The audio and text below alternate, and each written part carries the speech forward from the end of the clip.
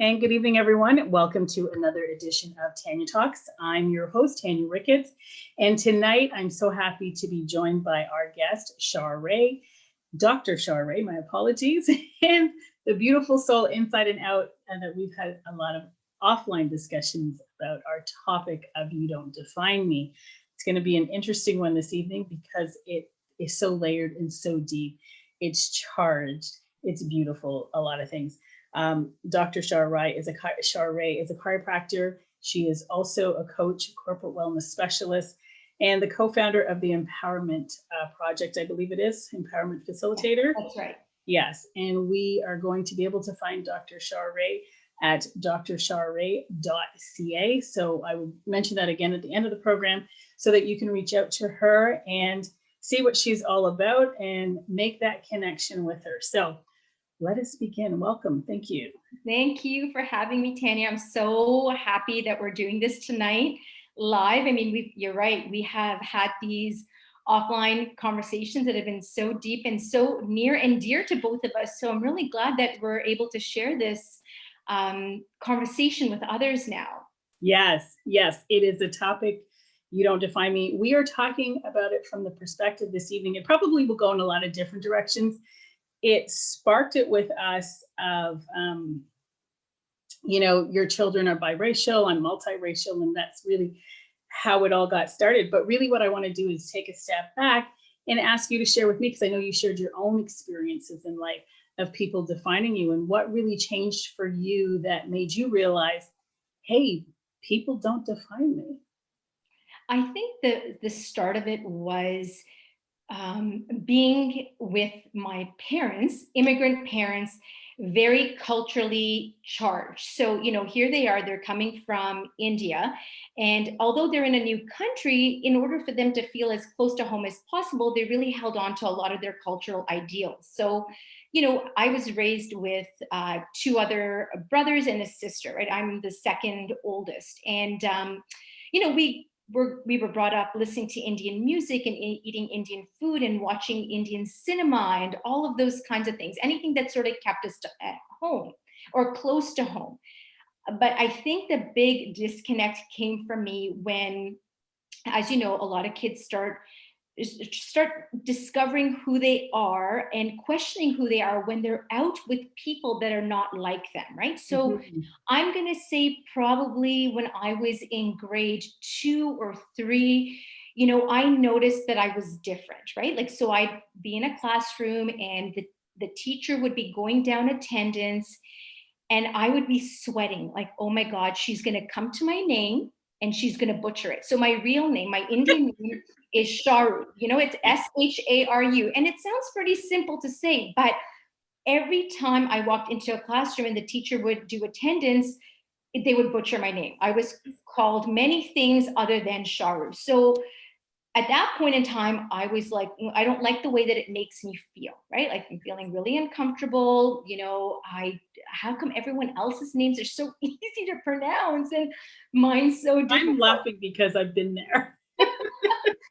With Tanya? No, with my it's a two-worded Oriental last name, so it'd be called Sang Moo Sang. Like they could never get it right. So I felt that same feeling. It was like, oh my gosh, I'm gonna be made a spectacle of, and drawing that attention, that unnecessary attention, because they're like, it's just that. Oh God, I so understand. I'm like sweating for you. But so, so again, this happened all through elementary school, right? And so when I was about to go to high school, it was suggested to me that I should anglicize my name. So I was going to a new high school. I didn't know anybody there. So from Sharu, I became a Sharon. Okay, so all through high school, I was a Sharon. All through university, I was a Sharon. And along that line of anglicizing my name, there were a lot of other things that were being asked of me. So I want you to be that really good Indian girl inside my house, okay? But when you go outside, I want you to be Sharon. And I also want you to maybe lighten your hair or wear colored contacts or start using a cream called Fair and Lovely. And I don't know if you know anything about this cream at all, but it is a big seller in India because it actually lightens your skin. Okay, so it actually gives the illusion of your skin lightening. They didn't like it when I went outside and I got tanned and things like that. Because again, culturally, what's happening? Okay, so now as an adult, I can understand what was happening. So as immigrants, my parents faced a lot of racism, right? They were called Pakis, okay? They were called Pakis. They found it very difficult to integrate into a Western world because of who they are and where they came from. So for I understand now what they were doing. They were trying to say, hey, you know what? If you do this, it's going to be easier for you than it was for us, right? If Mhm. you anglicize your name or if you do this, you're going to find it so much easier to integrate with society, with the Western world. And so, we all went along with that. Now, I have to preface all of this by saying I have three siblings, like I told you, and this is really just my experience. I don't know if my siblings went through the same thing, but I went through a very big identity crisis as a result of this. And so, you know what? I went to Queen's University, I remember, as a Sharon, and there was a woman that approached me and said, hey, are you East Indian? And I said, yes, I am. And she said, well, would you like to be the fifth member of our Indian Students Association? And I said, no, thank you. But I was like, no, thanks. I wanted nothing to do with it, right? Because there was an aversion that had been created Right. in me because of it, right? So I was like, no, no, thank you. And I walked away and I kind of rolled my eyes and, grabbed my friend and said, let's walk a little faster, so she doesn't catch up with us. But, there was such an aversion to who I was. And then even dating, right? I was in a school, I was at Queen's, and there weren't a lot of Indian people on campus. So even dating was very limited for me, if you will, because I stood out a little bit, right? You didn't see a lot of Right. Right. individuals like myself on campus. So anyways, like I was the fifth member that needed to join the association. So you can just Right. imagine. And so, you know what? I ended up leaving Queens after my second year because of some stuff that was happening at home. And what I did was I ended up going to U of T to finish my degree. And I remember one day after a philosophy class, I had packed up my books and I was walking out, and this guy approached me, and he was in my class as well. And he said to me, he said, hey, we're in the same class. I was sitting behind you today. My name is so and so. What's your name? And it was very obvious that he was Indian from his name and all of that kind of stuff. And I said, oh, nice to meet you. I'm Sharon. And he looked at me like I had three heads. And he was like, what's your real name? And for a second, I had to think about it. I'm like, what is this guy asking me? What's my real name? And then I was just like, oh, he must be asking me what my Indian name is. And I said, my real name is Sharu. And he said, well, that's what I'm going to call you from now on, Sharu. And I was like, oh, okay. And the more time I spent with him and the more he addressed me as Sharu, I started really feeling connected to my name again. And because he was Indian and the Indian population at U of T was far bigger than it was at Queen's, I started mixing with a lot of other Indian students, and I started falling in love with the culture again. Like I went to go see Indian movies with my friends at U of T. And this is after taking, I don't know, maybe a 7 or 8 year hiatus from anything that had to do with Indian culture. And, I started watching Indian movies, and we started going to Indian dances and listening to Indian music. And I thought to myself, wow, I can't believe how disconnected I've been from who I was all this time. So it was really refreshing to be brought back. And so your question was, when did that happen for you? And I would say it was that third year at U of T when someone called me by my real name. Somebody accepted you in that moment for the truth of who you are. Absolutely, for all my glory. And it was beautiful. There It was was, nothing to be ashamed of in that moment. It was all love and acceptance and yeah. Yeah, so there was, I mean, there was definitely a lot of work for me to do because, what happened also is I had friends that had known me that I went to Queens with, and they knew me as Sharon. So when they came back, I would tell them, I don't want to be called Sharon anymore. I want you guys to call me Sharu or Shar. So Shar is what everyone calls me for short. Hey Shar, come over here. Shar, can you do this for me? So Shar was that pet name, and I'm like, I would prefer to be called Shar. And so I know it was a little odd for them initially, but I know that they accepted it. And it was even weird for me to say, I don't want to be called Sharon anymore. I need to be called Shar. Right. So that was really, really interesting. And so getting in touch with my roots and my culture and who I was, and it was so refreshing. I know my soul and my spirit were very happy that I had made it to that point. I mean, and then what happened thereafter is like an explosion, but just getting in touch with my true identity of who I was and who I am now it was just amazing. Nice, nice. And then you get married, and now you have children who also are now in a very different light, being defined by society one way because of who they are.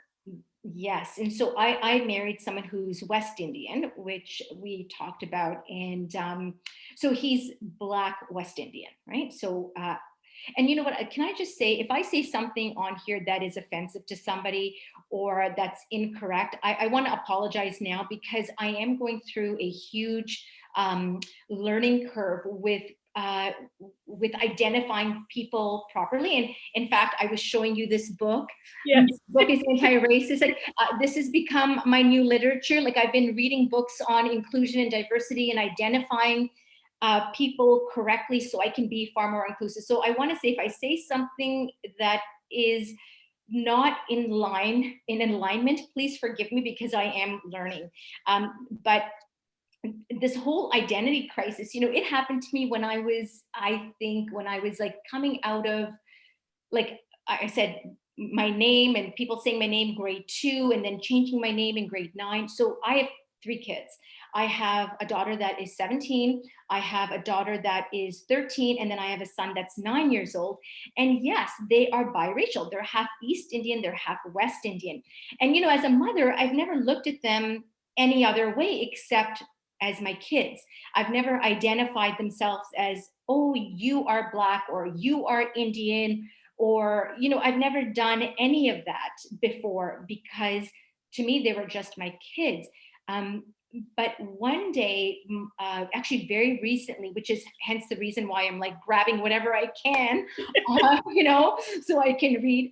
My husband and I were watching a Netflix show on Tiger Woods, and I don't know if you've heard anything about this, but Tiger Woods, in an interview, he described himself as Caucasian, right? So Caucasian, Black, and Asian. And he did that in order to honor his identity and the cultures and that he was brought up with, right? His mom, I believe, is she was Asian, and then his father was half Black and white, or something along those lines. But he was triracial or multiracial, if you will. And I was watching it with my husband, and the controversy at the time was what people would view him as, right? Are people going to view him as Caucasian or multiracial, or are they going to look at him like he's Black, right? And so that was a big conversation. And there were interviews that were going on this Netflix series that these Netflix episodes we were watching. And then I turned to my husband and I said, and very innocently, because I can honestly say that my oldest daughter and my son look very much like their dad. And I think my middle daughter looks like me, right? Now, if this was just 2 people that came from the same background, right? 2 Indian people, 2 Asian people, whatever. And I said, hey, you know what? You look exactly like your mom. Or my gosh, I can't believe how much your son looks like your husband. No one would have said anything. Like that's kind of normal. Right. When I said this to my husband, he kind of looked at me like, what are you saying? They're Black. And what you're saying and classifying them differently is dangerous. And so I had hit a nerve for him. I didn't really understand it. And I don't know if he had the capacity to explore it with me at that moment. So I left it and I sort of went upstairs and I meditated on this. And I said, you know what? I think it's time that I have a conversation with my kids. And so I called them into my room and I said, listen, I need to ask you guys something.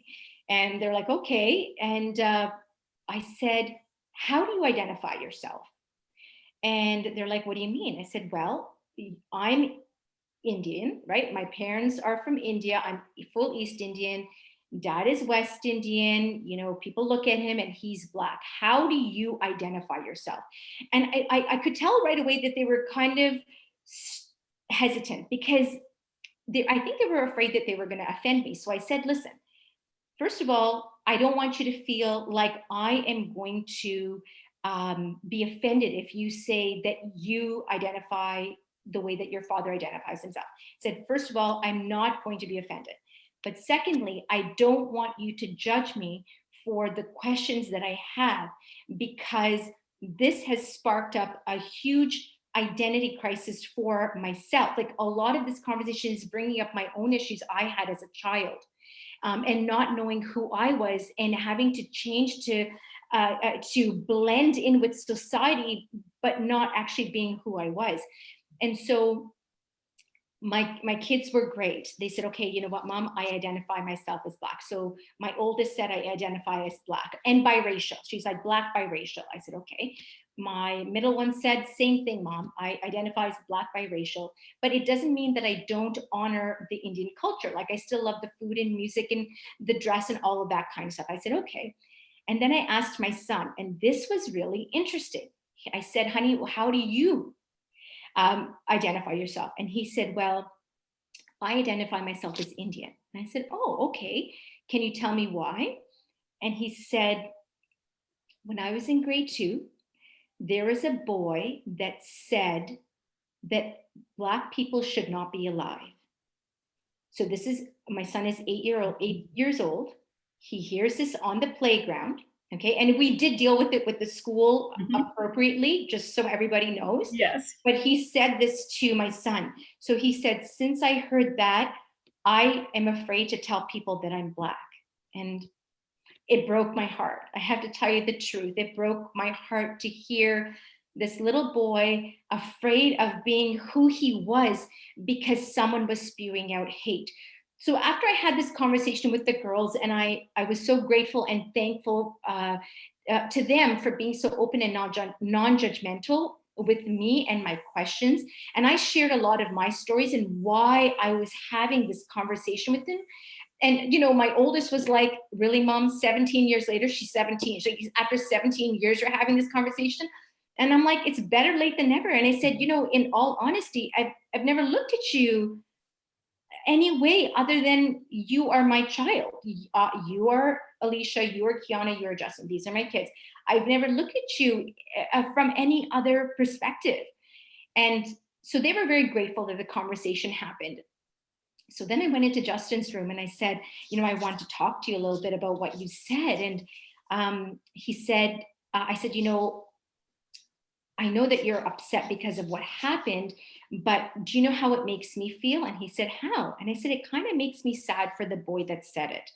And he said, why? I said, because he's learning how to hate. I said, you know, he's learning how to hate people because they had different skin color. Like I said, how would you feel if I taught you how to hate two of your best friends? They're both Asian. I said, how would you feel if I told you to hate them because of where they came from? And he said, that would be terrible. That would be so sad. And I said, of course. Whereas I'm teaching you to not only love others, but love yourself. Like, you know, you're made from love, from me and Dad, and you're our combination of the both of us. And so he sat there and he really understood it and processed it. And funny enough, do you want me to tell you, these kids, they're getting smarter by the day. So I was actually talking to one of his friends' moms just on Sunday. We went for a walk. And I was telling her the same story about what happened with Justin. And she said, I know who the boy is, because my son he said this to my son. And the boy that said it was actually a boy that had also a little bit of skin color. Okay, so he was not Caucasian or white or whatever you want. He was from a very obvious ethnic background. And when this boy told Justin's friend that, you know what, all Black people shouldn't live, this boy said to him, have you looked in the mirror? Have you looked at your own skin color? So pretty remarkable that these kids are able to pick up on these types of cues. So I anyways, just have to add in here, Maria. mhm. Maria writes in, wow, good for you for such an amazing perspective and explanation. And I think that goes back to your explanation of being sad for the boy. Maria, if that is true, you can write back into the chat and confirm that. Yeah, so so anyways, it's been a very interesting few weeks for us because it's been a conversation that's been front and center. And again, my eyes are peeled, my ears are peeled because I need to hear more from them about how they're feeling about everything. And even with the whole Black Lives Movement, right? I mean, it was such an eye opener and it was so offensive, right, for them. And again, because now they're old enough to process it. So for them to experience it at an age where they can really understand how it affects them because of who they are and their skin color and their makeup, right? Their genetic makeup, it killed them. Like, and so there were a lot of conversations around that as well. So, I'm listening, and one of I always wondered if I would ever have the courage to come out and have a type of conversation like this. So, and it's been coming up more and more for me. And it was this whole, I'm multiracial, Chinese, like I'm mixed with everything. And I could never understand growing up. It was never about what's your name. It was always, what are you? What yeah. am I? And well, what are you? So I've been told that I have not even the black hair. I have the Jamaican hair, the Chinese eyes. I experienced racism within my own family unit because, or not my family unit, but within my family because of the different mixtures. And it's just, we've been disowned for having ounces of Black blood in us. We have been disowned by the Blacks because we're too fair. So we just never fit in. There was nowhere for us to exist. I wasn't born with the good hair. My skin was either too dark or it was too light. So I would look in the mirror and I would question, like I couldn't see anything but the voices of what everybody was putting in me, which was confusion. And I got to say, at the end of the day, I remember in my later years standing up and just being so angry with the whole narrative of what people were projecting to me as being acceptable. Like nothing about my appearance was acceptable. And I finally said, guys, I didn't ask to be born multiracial. I just came in. And at the end of the day, what I wanted was a friend. Mm-hmm. What I wanted was love. What I wanted was companionship. What I wanted was a friendship. Like it wasn't about me being Black enough or white enough or Chinese enough or Spanish enough. It was just about me being me. And so I'm listening to all of this narrative. And I think for somebody that has experienced it from elementary school to high school to the workplace, at the end of the day, I just resigned to none of this defines me, because at the end of the day, I still got a character, I still got a soul, and this is who I am. And I'm going to be around people that don't see any of this but me. Right? It's just. It's so true. You know what? It's interesting because I avoided it for so long. I avoided being Indian for so long. I didn't want any Indian friends. I didn't want to be identified. And, when people would say, what are you? I'd be like, oh my gosh, they don't think I'm Indian. Like, and, so I would be like, so happy, like, wow, they think, look, I've been called everything under the book, from, Spanish to Italian to Greek. Someone thought I was a Russian Jew. I don't even know how you come up with that. I will let anybody in the audience figure this one out for themselves. I was the chigger. What? So parse that out, compound words. So you spell out the rest, you parse that out and spell them out. I was the chigger. And the day I heard that, I was in shock. I was like, what are you talking about? Like, I didn't even know what that was. Wow. Wow. Well, So it's so funny. Like those words were also like a part of our, I don't want to say part of our, it was part of our society. I'm going to say society because, like I was saying, my parents were called Pakis, right? They were right. called, and that's how Indian people or even Pakistani people were identified. Like there was just they were generalized as that. But okay, so here's a word, and again, I'm not saying this in an offensive way. It is something that I'm just learning out of my book. But the term mulatto. Okay, so Yeah. now here's another word that I didn't realize was offensive, right? Like, if I, and again, same thing. I would say it's not that even it was happening to me, like people were not able to identify me, or I didn't want to be identified as myself, but even me with other people. If I saw someone, and I'm saying this to you, Tanya, as my friend, and how ignorant I was even growing up, right? Because it's now where things are coming into light and people are understanding, the history behind all of this and how offensive it was. But, if someone that was a lighter skinned individual, a Black individual came up to me, I would say, oh, you're mulatto, right?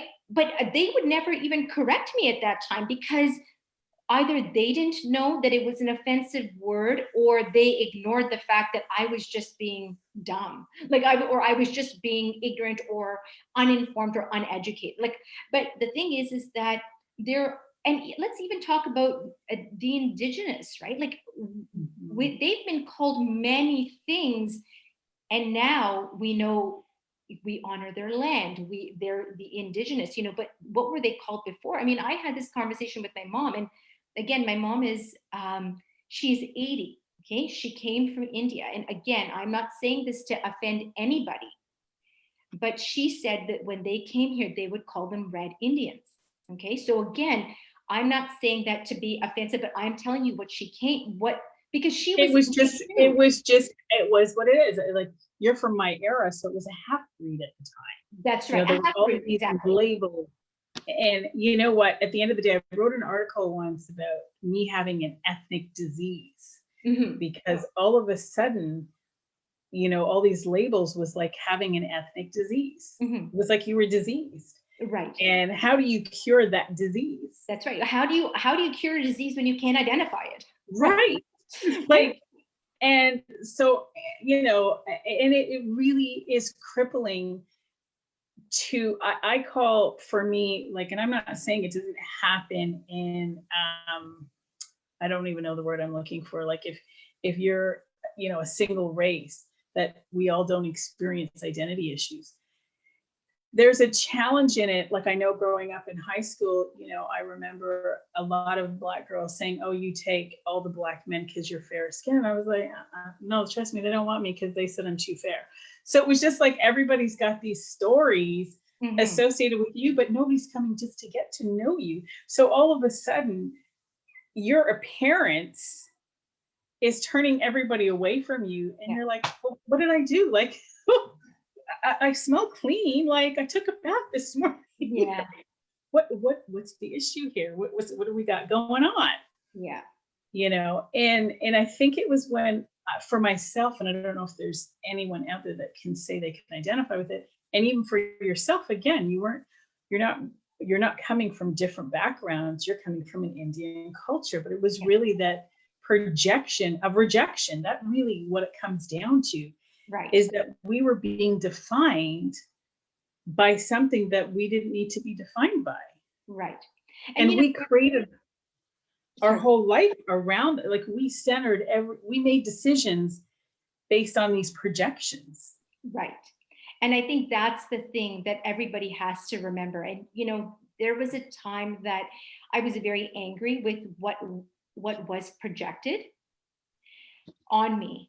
But again, it was that whole idea. Well, if I've been projected on, would my parents not have been projected on? And so they just projecting on me what they've learned, right? So there was also a lot of forgiveness. And you know what? I think that that's what a lot of people need now, is to be a little bit more forgiving, because if you are open to learning, right? Because like I said, I'm far from knowing at all. And I don't know what I don't know, but I certainly am going to do my best to educate myself and be a voice for the people that I can be a voice for, right? Like my kids, for example, right? I have to learn these things. And so it is about forgiving people for not knowing. And yes, there are some people that are very stuck in their ways, and they're unable to change, which is a lot of the older generations, like even my parents, right? Like I'm joking around, but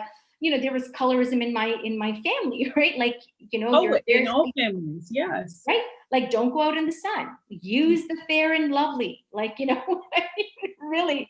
Yes. Which is probably the number one selling cream in India, FYI, because of the idea that you're going to become so much more fair, right? And again, what is it? As you know, and as I know, that even in India, like the fairer your skin, the more you're revered, right? Like the Mhm. more you're looked up to, the more you're considered the idea of beauty, right? Just And by being looking. somebody that understands a lot of different races, being multiracial, the Chinese culture is like that as well.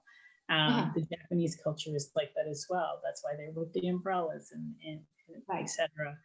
Um, and I think at the end of the day, it is because I remember my children coming to me and saying, "Okay, mom, like they had again, they never grew up understanding any of this until they hit the school system, and now you have to do this family tree." Oh, And it was like, uh-oh, we've never had, because I just never identified. My kids were kids. They were mhm, busy playing. I was at home with them. They were busy playing.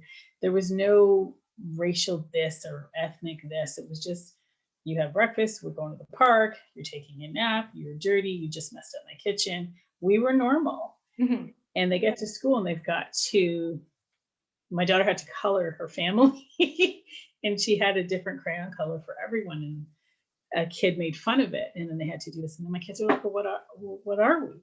And I mhm, said, "This is who you are, and you're a great person." I described their character mhm. and their personality, and they're like, "Yeah, but what about what country we come from?" And I said, "Well, you come from a diverse background, and I think that it's time. I think it's important for you to understand it, but it doesn't have to be. You don't have to be defined by it, Right.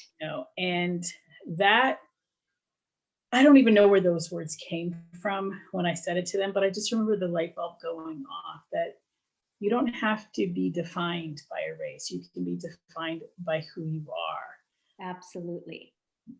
But if you want to know the culture that runs through your veins of your body, this is it. Right. And I think And I that, think, sorry, go ahead. go ahead. No, you finish off. I'll tap I in. don't even, go. I was just going to say that that was the conversation that I had, the same one that I had with my kids. Like, it's so important to give them the freedom to identify themselves the way that they feel they need to be identified. I mean, really, at the end of the day, that's what's going to give them their confidence. That's what's going to make their soul and spirit soar, because they're being true to themselves, right? Right. And I think that was a really big issue for you and I when we grew up, because we were asked to be things that, first of all, we weren't. And then also, because we got such mixed messages at home, mixed messages outside. And then, I mean, that's just a lot of therapy, Tanya. Absolutely. Hello. If anybody goes to my website and they look at my 5-minute intro, it says I suffered with an identity crisis, and it was real for me Yeah. because I didn't. I had an ethnic disease. Like it was like what is right, and I was fortunate that even though I suffered from it, I could only give my kids something to a limit. But I remember making a point that we were Black people. They straighten their hair and they chemically relax it, and we are, especially as mothers, and that have daughters. I'm not saying for you. I know you have a son, but there's something about a daughter looking up to her mom as the example. And I didn't want to send messages to my children about having to straighten their hair. I wanted them to accept who they are, but I want them to straighten their hair. So what I did was I cornrowed my hair for years so that they could see that I was okay doing that as I did it for them. Right. And it didn't matter who came over to our house, whether you were Chinese, black, white, didn't matter. If it was, we had a hair day, okay? Yeah. And if you came over on hair day, you're sitting down in my family room and you were going to watch me do hair day, braid my children's hair. And I can relate. I can relate. We have hair days too, believe me. Right. So, and what I needed my kids to do was to see that I was accepting of them, and I was going to let people come in and see them for the truth of who they are. Beautiful. And to accept that this is their way of life. And this is, and it was just interesting. It became the point where people wanted to just hang, like friends' kids just wanted to hang around my kids.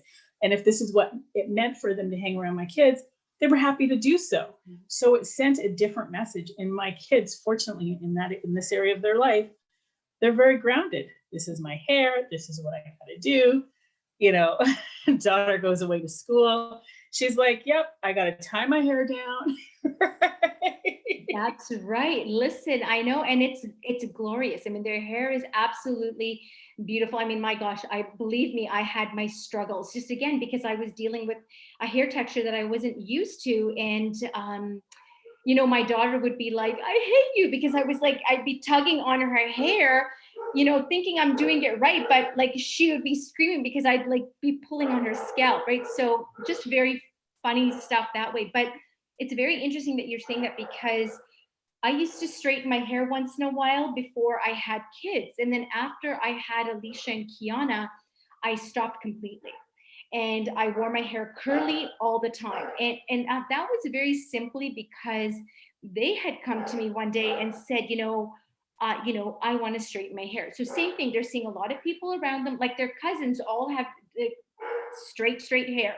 And they're like, well, we want to straighten our hair. And I said, no, you guys will not straighten your hair until you appreciate what God's given you. I said, that's it.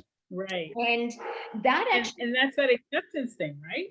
Exactly, the acceptance. And I started doing affirmations with them. So it wasn't just, it's so funny because I feel like my kids did more for me for my identity than I've done for them up to this point in time. Again, I'm learning. I'm full on in school, when it comes to this kind of stuff. But I started doing affirmations with them. I have beautiful hair.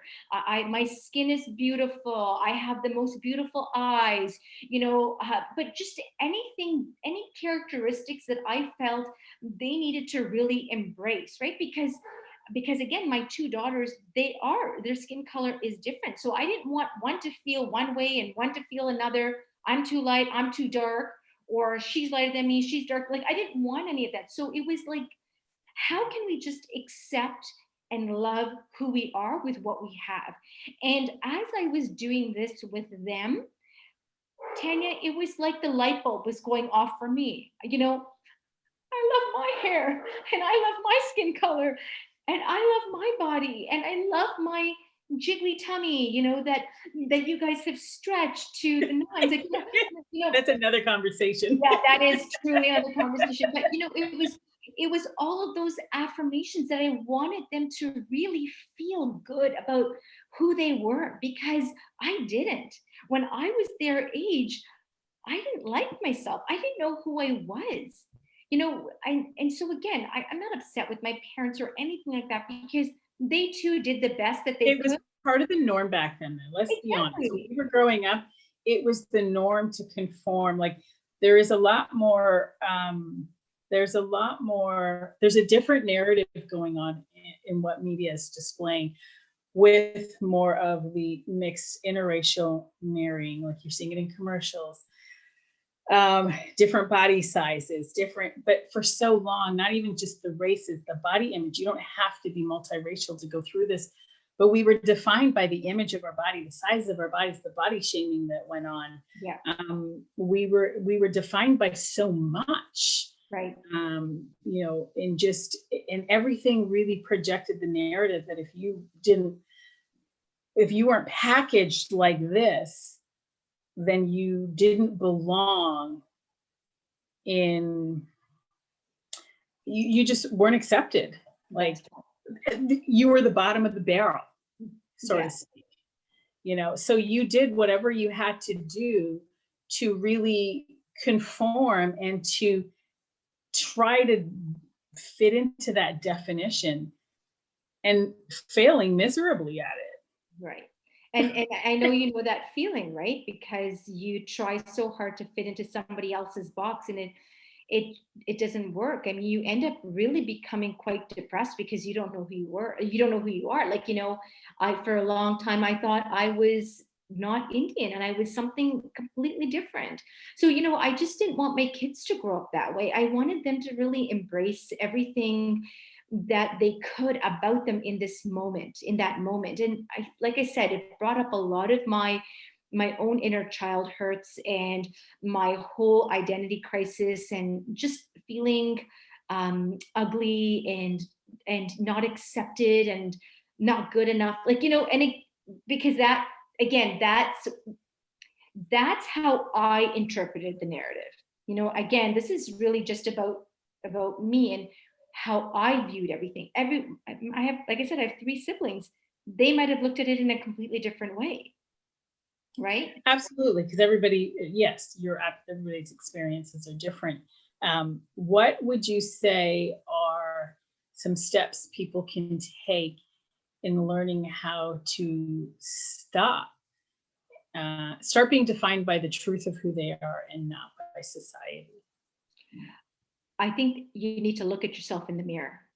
I Mhm. think that's first and foremost. Like, really take a long, hard look at who you are and what you look like. If we're talking about physical features, for example, I know when I first started doing affirmations, they were really hard because, you know, I used a book by a woman named Louise Hay, How to Heal Your Life, or You Can Heal Your Life, sorry. And that's sort of become my little my it was my first self-help book. And you know, it's mirror work. You look in the mirror and look into your eyes and say, I am beautiful. And you really have to focus on different parts of you and accept everything about you the way that it is. Like, you know, when I was doing this, so yes, it's looking in the mirror, it's embracing who you are and what you're made of. So affirmations, right? So the science behind that, if I can just throw that in really quickly, is Yes, because absolutely. we've told ourselves so many times that I'm not good enough, right? We actually create neural networks that support that thought. So when you want to do affirmations and change your thought process, you literally have to just change your verbiage. But as you do that, your old network breaks down because you're not paying attention to that anymore. You're creating a new one, a more positive one, but your body also goes through a little bit of withdrawal, right? Like it's like you're increasing the amount of hormones in your body, but they're different, right? So when you have negative self-talk, it's a lot of neuropeptides. And so when you stop the flow of neuropeptides because you're changing your self-talk and making it more positive, you start releasing more of the dopamines and the endorphins in your body that make you feel good. But as humans, we actually go through withdrawal at one point in time during this process because our body's so used to having those negative hormones. And actually, research has showed that those withdrawal symptoms are very similar to withdrawal symptoms of chemical substances like Oh, alcohol or absolutely. drugs. Right? Yes. So I would recommend that if anyone does want to engage in affirmations and really loving themselves, her book, Louise Hay, You Can Heal Your Life, it's a great place to start. A lot of mirror work. You have to stick to your affirmations for about 30 days. You have to understand that by the time day 10 rolls around with these affirmations, you're not going to be feeling really good. And that's because your physiology is changing, your brain is changing. It's changing. Yes, absolutely, it's changing. And My then gosh. it's a lot of work. But again, in order for you to feel that joy, you have to walk through the pain. There's no Yes. easy way about it, right? Yes. So, Absolutely. so And anyways, I'm happy you brought that piece into it. If I could just add this to it. I'm happy you brought that piece into it because as all the chemical makeups in your body changes, your emotion changes. And when your emotion changes, you will no longer be in an energetic sphere without external factors that mirror that old narrative. So you're not with people that are identifying with you by color, by race, but they're just showing up at the level of acceptance that you accepted yourself. right, And that's what we had an offline conversation. That's why I love the people around me because it just doesn't exist anymore. right. Yeah, no, you know what? There's so much science that supports this now. And, for me, for that change to actually happen, and just because that's the way my brain works, being a chiropractor, studying all of this stuff, for me, I needed to understand what was actually physically happening in my body. Like, why am I doing these affirmations and 10 days later I feel like crap? Like, what's going on? And so this was what actually brought me into the research. And actually, this is the kind of foundational stuff for the Empowerment Project, even, right? When we teach kids, because they have to understand where those old narratives came from and how they can change it. And while they're changing it, if you don't feel good about it, this is why, right? I mean, who would have thought that you can be addicted to your thoughts and that you can have symptoms similar to a chemical withdrawal, right? But So we I always say that chemical, in my research, Dr. Bernie Siegel and Bruce yeah, Lipton, they will tell you that, and Christiane Northrup, anybody that knows Christiane Northrup, when you're in your mother's stomach, whatever emotion she was feeling, that sends a signal. So the brain releases a chemical in the body. And right, it starts to nourish you and feed you. You come out of your mother's womb and your body's still looking for that chemical. Well, you have to now invite experiences to trigger that emotion within you. So a lot of times I say to people, if you're not able to forgive or identify, understand the science behind what's physically going on in your body. Detach from everything that's going on as external environments and just look at your brain. Your body is looking for your heart to get charged with an emotion to send a signal to the brain so that it can release this chemical so your body will feel relieved. It will yeah, get it fixed. So that and fight you're getting into is because your body is addicted to that chemical that the fight gives you. And yes, your body needs that fix. Like right. what you said, it needs a fix. So stop fighting. Your body doesn't need a fix anymore. And you know what? It's so funny because Bruce Lipton, a lot of, I mean, actually, Bruce Lipton, Dr. Bernie Siegel, Christiane Northrup, I mean, they're on my bookshelves, right? Because again, for me, it was so important to understand the science. And, I've always felt like people are more inclined to participate in activities like this if they understand the science, right? Like, I'm more likely to stick to doing these affirmations if I understand the actual physiological process that's going to take place, right? It's almost like people are prepared, right? Like, okay, now this is supported by science, this is supported by research, I can do this. And Right. and it's remarkable, like especially Dr. Lipton stuff, because and I'm sure you know this too, when he talks about kids between the ages of 0 to 7, they live in the theta state, like the theta brainwave state, which is very slow compared to the beta state, which is really fast, the alpha state a little slower, then theta, and then delta is sleeping. And the theta state is the same state that we are put into when we are under hypnosis. Mhm. So kids naturally live at that in that hypnoidal state. So everything that they absorb around them. So again, think about who was around you between the ages of 0 to 7. Where was the narrative coming from? What was the dialogue like? What were you listening to? What were you hearing? What were you watching? Right. And I think about this same thing, like what was around me that really caused a lot of my subconscious programming to go online, right? And that programming, that blueprint. And and as adults, we're acting off of that blueprint, right? Right. So if we don't take the steps as adults to change that blueprint, that's what we're always going to work off of. And again, Right. how many of us And can, people say that it can't be changed, but it can. When you feed the brain new information, it sends a different emotion. It allows the heart to feel a different emotion, and it all starts to change. exactly, the brain is neuroplastic. The brain is, Yeah. it's flexible. You know, you can Mhm. change it. You know, and you know, when we do this with students, when we go into um, classes, and actually we're doing a lot of online stuff right now with my partner for the Empowerment Project. And when we talk to students about learning, right? You know, how is it that you're able to study a subject and then recall it for the test, but then 2 days later you have another test and you're studying a different subject? Like, how does your brain do that? And it's helping them understand that your brain is plastic. Like, you feed a certain amount of information to it, it's going to get a whole bunch of neurons together and create this network. And the more thought and energy you give to this subject, the easier it's going to be to recall. So it's amazing. You see these light bulbs go off in these kids, like, oh my gosh, right? So my thoughts are exactly the same way. You know, the fact that I've been telling myself I'm not smart enough to get into university, that's actually going to affect everything else. Absolutely, it will. So, you know, that it's actually why, you know, we had this conversation just before we got on the live, and we were talking about how we feel so lucky to be doing what we're doing. And you know, I admire you for what you're doing and what you're bringing into the world and what you're sharing. And I have to tell you, I feel the same way. Like, when I work with these kids, and I know that God's put me here on purpose to be with kids, because what that's where my most negative experience was, right? But Mhm. he showed me the way to correct that and to take my power back so I could take this back to the kids and say, you know what? I've been there. I know what you're going through.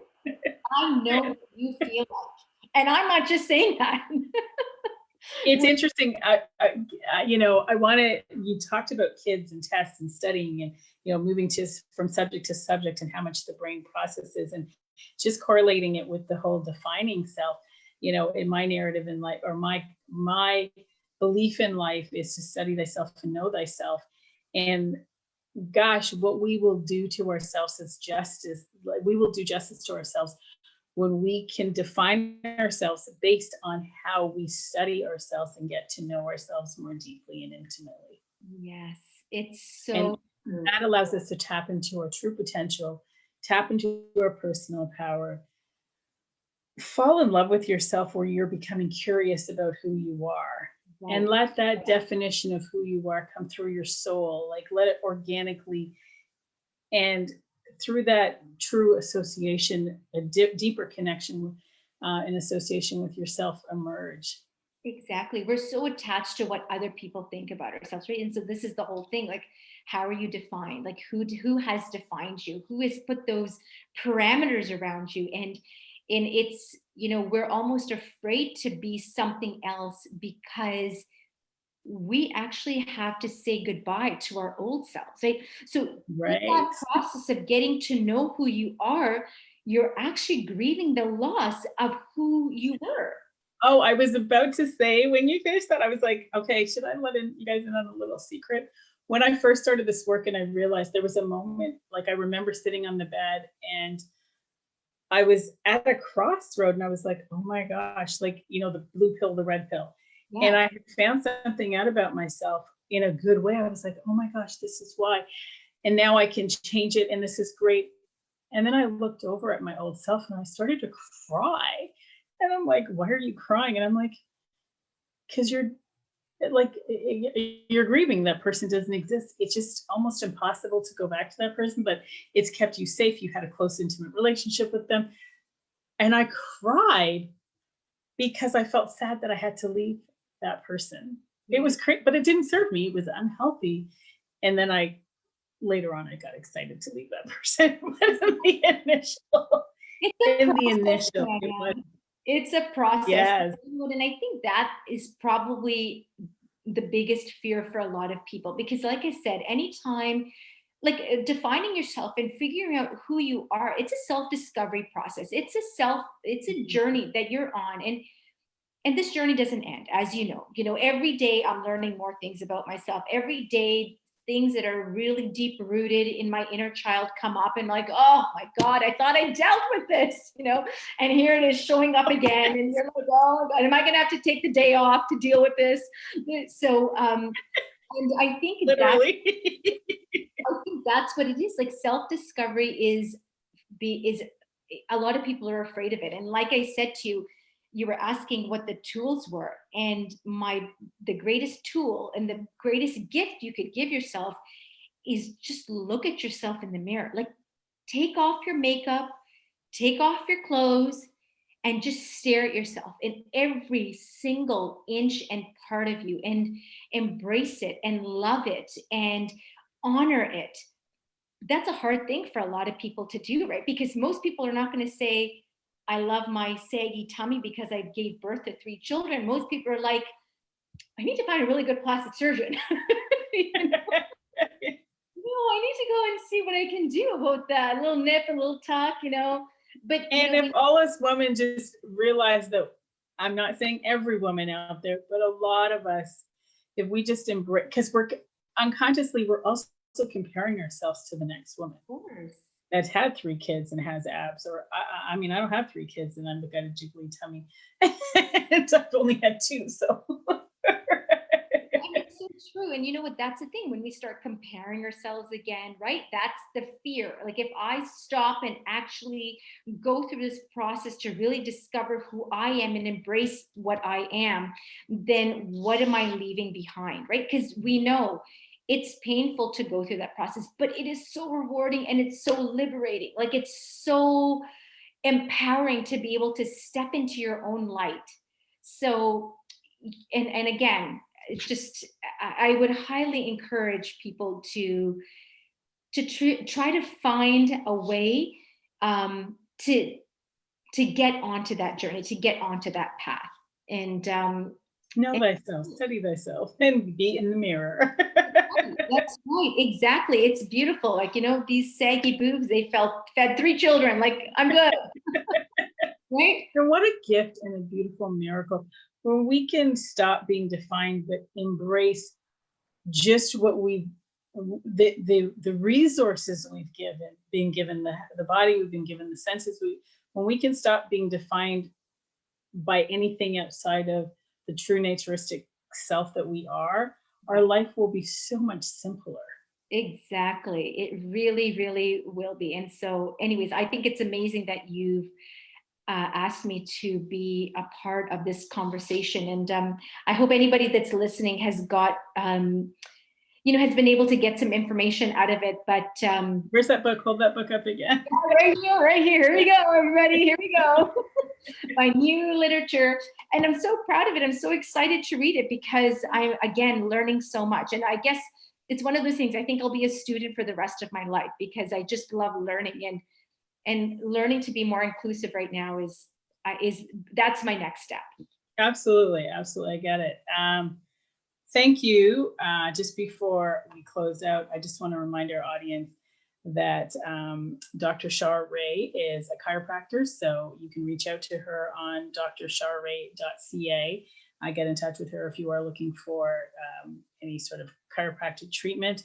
Also, she does one-on-one coaching, a corporate and wellness specialist that she is, and she's the co-founder of the Empowerment Project. Again, go to drsharrai.ca and you can learn more and get involved so that you can also work with Dr. Shar. I'm going to call you Dr. Shar.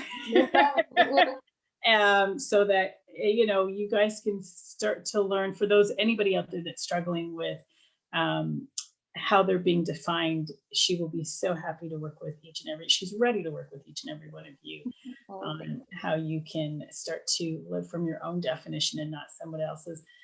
Dr. Shar Rai, thank you very much. It has been an offline and online beautiful conversation. Thank you for having an intimate but public conversation with me, with our audience today. And thank you. Thank you for having me on, Tanya. Thank you. And join us tomorrow evening. We'll be joined by Teresa Simpatico, who will be discussing living a life of gratitude. I also want to remind you that you can subscribe and like at the Tanya Experience on Instagram and Facebook. And I also want to work with you if you're ready to dive more deeply into having a more human explorers experience so that you can bring your life to the next level. Please visit thetanyaexperience.com. Thank you, everyone, and have a good evening. Thanks again. You're welcome. Thanks, Good Tanya. night. Bye.